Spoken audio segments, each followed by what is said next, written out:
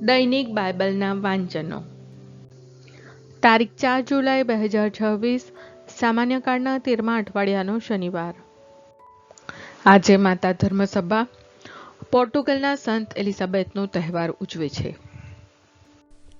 પહેલું વાંચન પૈગંબર આમોસના ગ્રંથમાંથી અને શુભ સંદેશનું વાંચન સંત માથીકૃત ગ્રંથમાંથી.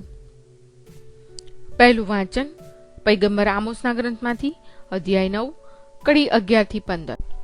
ઇઝરાયલનો ભાવિ જીર્ણોદ્ધાર. તે દિવસે હું દાવીદના કખડી ગયેલા ઝૂંપડા જેવા રાજ્યને ફરી બેઠું કરીશ અને તેમાં પડેલી ફાટો સાધી દઈશ.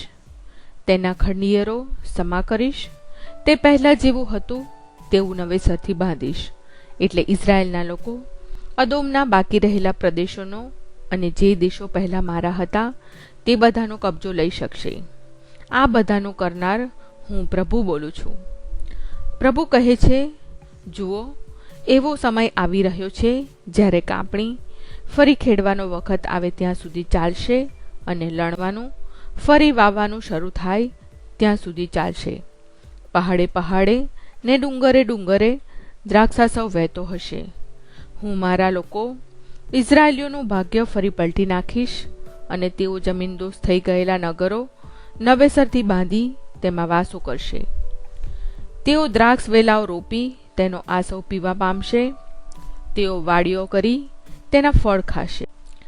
હું તેમને તેમની પોતાની ભૂમિમાં પાછા સ્થાપીશ અને તેમને મેં જે ભૂમિ આપી છે તેમાંથી કોઈ કદી ઉખાડી નહીં શકે. આ તમારો ઈશ્વર પ્રભુ બોલ્યો છે. આ પ્રભુની વાણી છે, તે આપણો આધાર છે. શુભ સંદેશનું વાંચન સંત માથીકૃત ગ્રંથમાંથી, અધ્યાય 9, કડી 14-17. જૂના વસ્ત્ર ઉપર કોરું થીગડું ખોટું.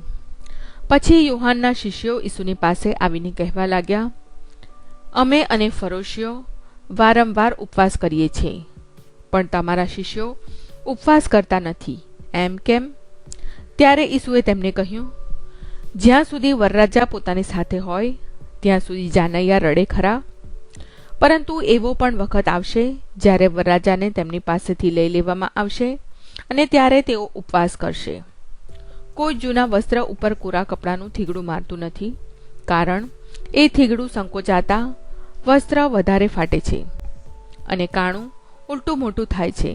એ જ પ્રમાણે જૂના કૂપામાં લોકો નવું દ્રાક્ષાસવ ભરતા નથી, ભરે તો કૂપા ફાટી જાય છે, આસવ ઢોળાઈ જાય છે અને કૂપા નકામા જાય છે. પણ લોકો નવો દ્રાક્ષાસવ નવા કૂપામાં ભરે છે અને તેથી બંને સચવાય છે. આ પ્રભુની વાણી છે, તે આપણો આધાર છે. પ્રાર્થના.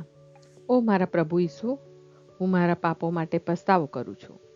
મારા પાપો માફ કરો. મારા હૃદયમાં આવો. હું તમને મારા પ્રભુ અને તારણહાર બનાવીશ. આમેન. પ્રભુ તમને સુખી રાખો અને તમારી સંભાળ રાખો. પ્રભુની તમારા ઉપર કૃપા દ્રષ્ટિ અને મહેરબાની હો. પ્રભુની તમારા ઉપર પ્રસન્નતા હો અને તે તમને શાંતિ બક્ષો.